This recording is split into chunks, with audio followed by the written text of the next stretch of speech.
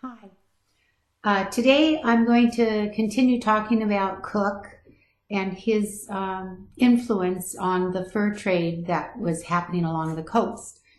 And that just because he didn't stop here in Haida Gwaii or in Tlingit territory, he still had a huge influence on that.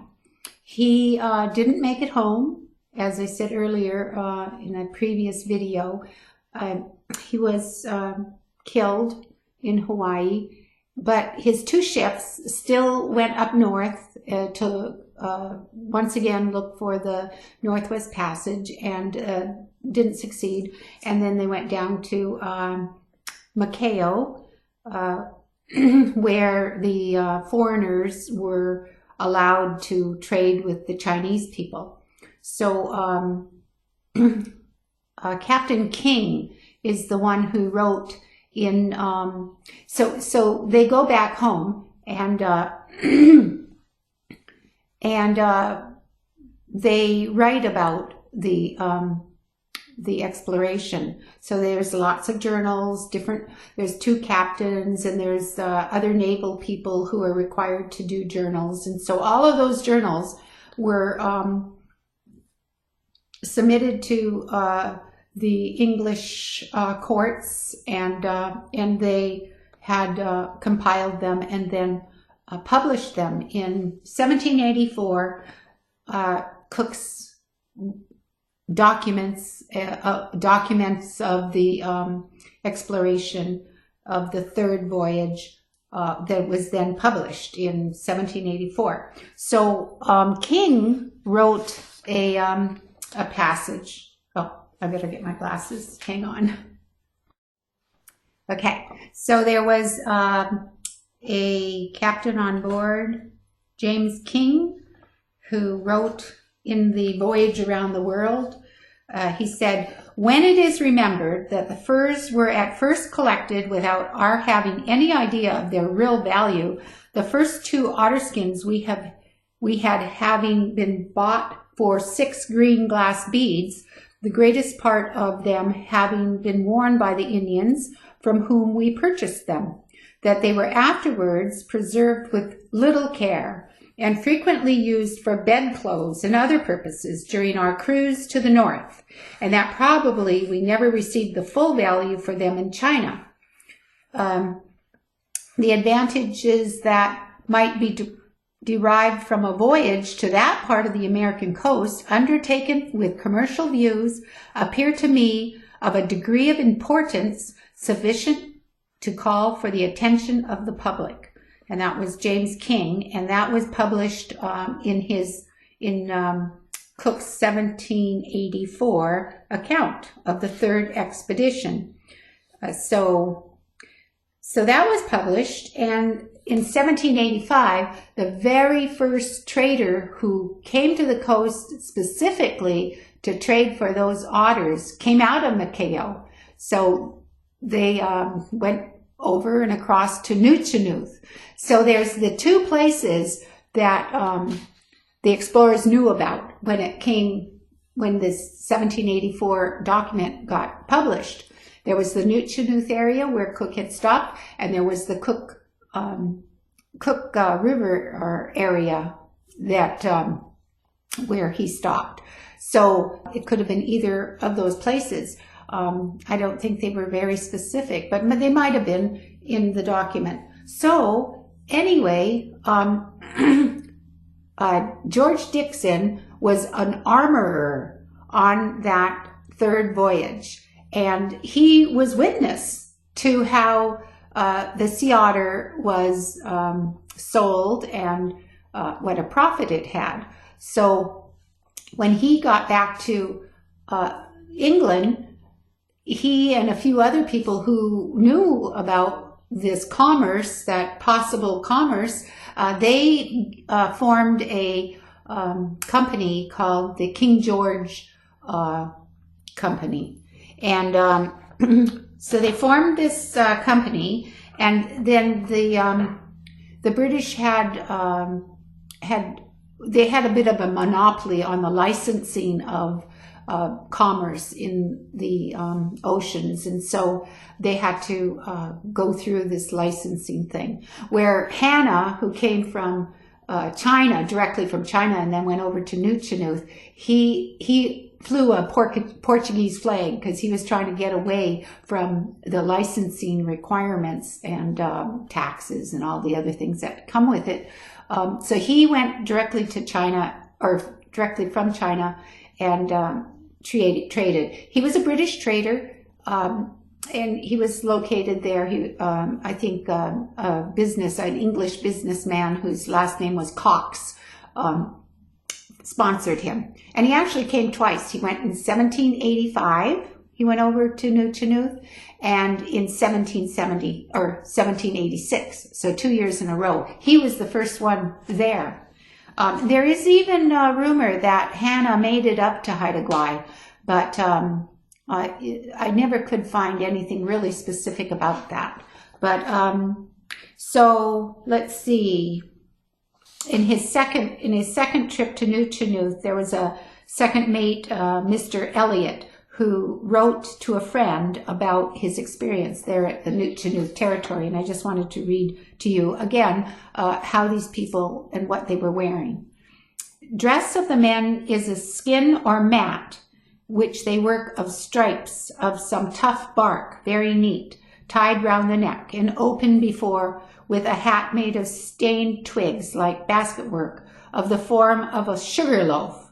Now, I've seen that description of our hats being like a sugar loaf, and so I looked it up, and down in the Caribbean, they would sell blocks of sugar in a form of a cylinder with sloping sides. And so whenever they wanted the sugar, they would take the sugar off the top. And so that's a sugar loaf. And that's how our hats got described as shaped.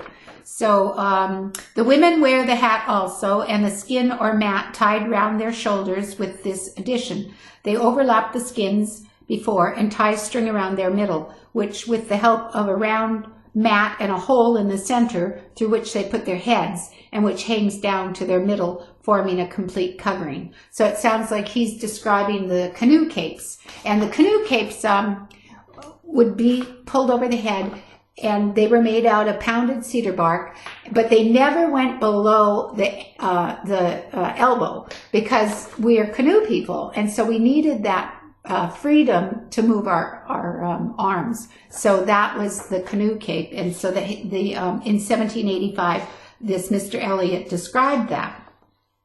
Okay, so George Dixon and Nathaniel Portlock were the first Englishmen that came across to back to trade. So then they came from England, and their way of coming round, it takes a year to get here. So they followed Cook's path, and in that following the path, they stopped in Hawaii, and then they went to Cook's Inlet, and in Alaska. And in their first year, they went there and traded in that area together. And I don't think they did that great. And then the winter came, and then they go back to Hawaii and they winter there. And then after they winter there, they go back to Cook's Inlet. And but like I said, they weren't doing that great, so they agreed to split up. And so that's how Dixon came down the coast. Now he was heading towards Nuuchnuth, because that's the other place where Cook had landed. But on his way, he discovered Haida Gwaii. Well, he discovered Haida Gwaii. Anyway, I'm going to continue weaving and talking about the English explorers that came after Cook. Okay. So I wanted to show you a close-up. I enter the blue here, and I'm just going a very short way. There's the side cords, and then there's 3 warps that make up this blue border here. So I wanted to talk to you about making sure these levels stay, these different areas stay level. And if you think about it, you're entering your warp, and you're weaving here, then you're adding the black, and then it turns into two rows. So you end up having a bit of a short area here. So what I do is, when I enter, I'll go back, I'll enter, then I will weave to the black, then I'll come back here, and then weave here. Because then that one row will turn into 2 rows, and then it'll be easier to keep that level with the rest of them. I hope that made sense. So I enter these black weavers with very simply, just you can see that. Okay, and I want the black to be in the front, so I just simply push those 2 blues to the back, and that's how I'm starting it. And I take the top black and the top blue, and then I start weaving. And that's going to be my first row, and these 2 will weave along. Now these, I entered it behind the 2 blues behind 2, but I want to stagger that, so I take the blue and I bring it back behind just 1, and that way the next row staggers and breaks the pair above. Okay, so I wanted you to get close to that beginning so that you could see how that it's called a rigid weft entry, and that's how you enter a lot of the geometric rows and patterns. Okay? Okay. So, yes, the George Dixon and Captain Portlock were the first English fur traders that came with the intention of trade with the sea otters. So, but all the information they had was Captain Cook's published explorations of the 3rd voyage. And so that's where they knew to go. That's why they went to Hawaii, and that's why they went to Cook Inlet. And when Dixon decided to split up from Portlock and go south, he was in uncharted waters, but not really. I mean, he has an idea about the layout, because remember, he was on Cook's third expedition. So he wasn't totally a novice in the area. So he goes down there, and he does go around Haida Gwaii, and he trades. And he names this area in North Island Cloak Bay because it was so rich with sea otter, and they got quite a lot here. But Dixon was kind of a chicken. He didn't stay too long in one place. He cruised. And he traded as he was moving. So he really never stayed still. And he never really made it a point to be on land too much. So I'm sure he had to gather water and wood somehow, but still his basic way of trading was to cruise along and have the canoes come out and trade with him. So that's what he did along the coast of Haida Gwaii. So he didn't realize that the Spanish had been there, and because the Spanish were very secretive, so the people really didn't know how much exploration the Spanish had done. So Dixon, when he cruised around and thought, okay, this is an island, so he called it the Queen Charlotte Islands. And that's the name that stuck. So he didn't realize that the Spanish had named the islands too. So the Queen Charlotte Islands it was for many, many years. Anyway, he was the first one to claim or to say that that was an island. And and he did very well with trading. So then the next place he's going to cruise after his successful trading is down to Nuuchnuut, because that's where Cook had been. So he knows about that place. So he goes heading down there. Well, just before he goes into the Nootka area, here comes another British ship. So even before the first two ships come back to England, the King George Company sends out two more ships. And it's Colnett and Duncan. Now, so they had stopped at Nuuchnuut, because that's where they were, Cook had said, so they were aware of that. So they had stopped in Nuuchnuut, and they were really disappointed that there was no evidence that Dixon and Portlock had been there. So they didn't stay very long, and off they went, because they were going to head up to the Cook Inlet area. But they met Dixon on the way. Dixon was heading towards Nuuchnuut, but they met Colnett, and they told Colnett what a great trading they had up in Haida Gwaii, or where they were calling it Queen Charlotte. So he convinced Colnett to, instead of going up to Cook Inlet, go to Haida Gwaii's area and the waters around that island. And so that's what Colnett did. So Dixon never did go to Nuuchnuut. After he met Colnett, there was no reason to go to Nuuchnuut. He was full of furs, and so he was going to rendezvous with Portlock over in China. So that's what Dixon did.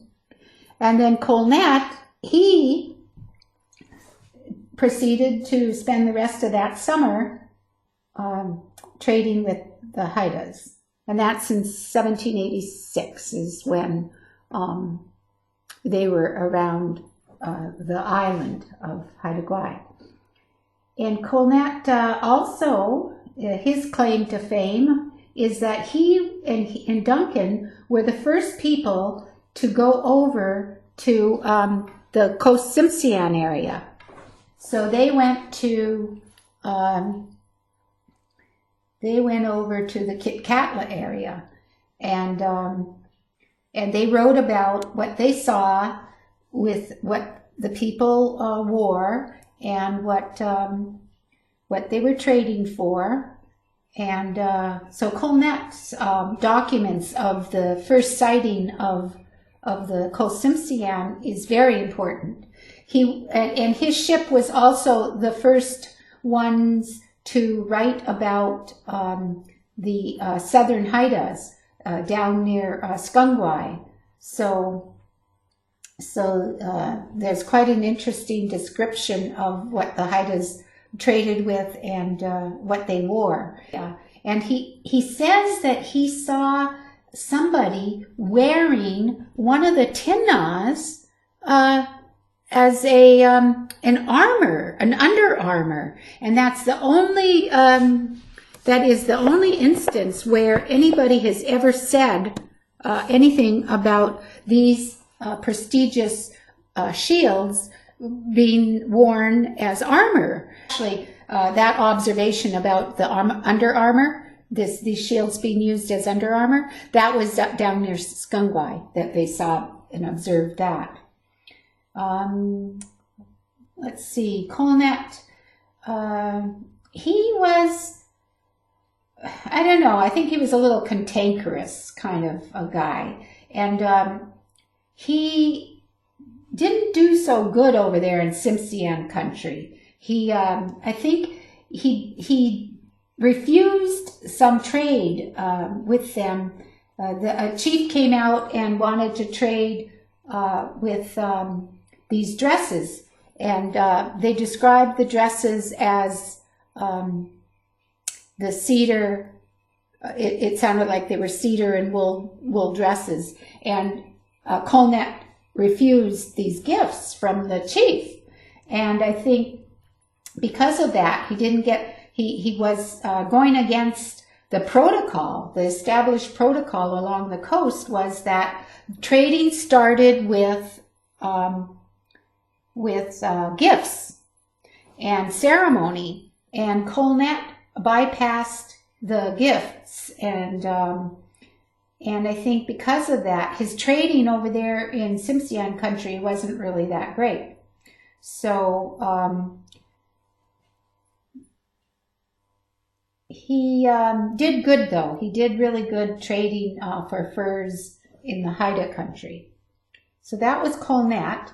Colnett also has another claim to fame because he and Duncan their two ships go back and go to China to have those furs and then trade them for the Chinese tea and lacquered furniture and Chinese China cups and plates and all. Anyway, so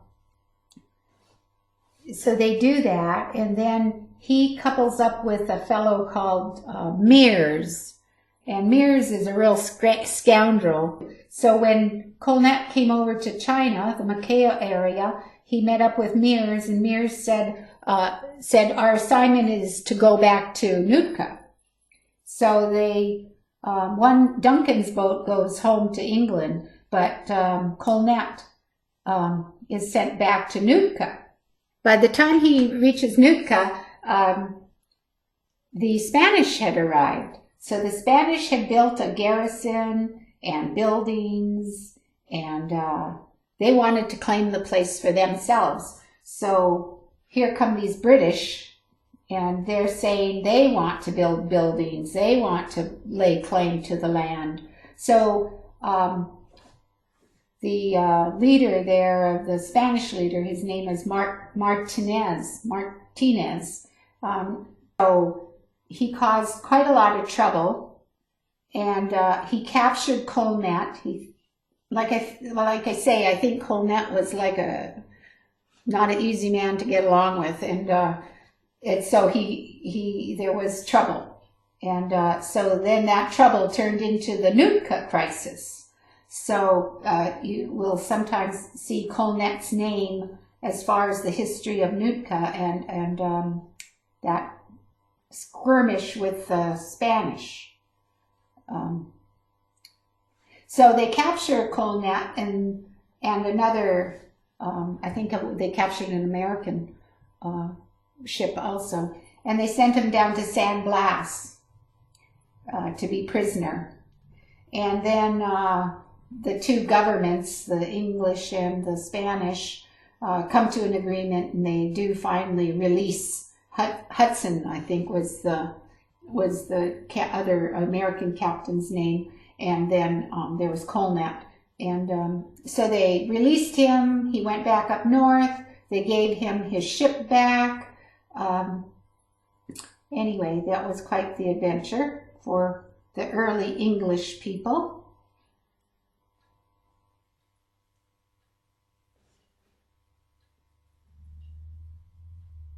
I think that we're doing pretty good here.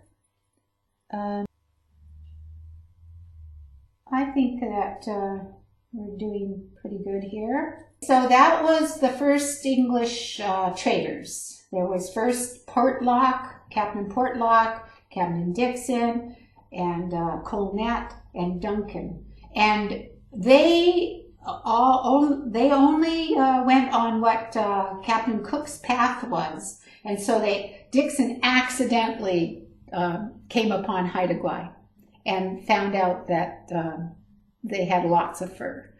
And so that was the beginning of Haida Gwaii and the fur traders as far as the English. So, Hella.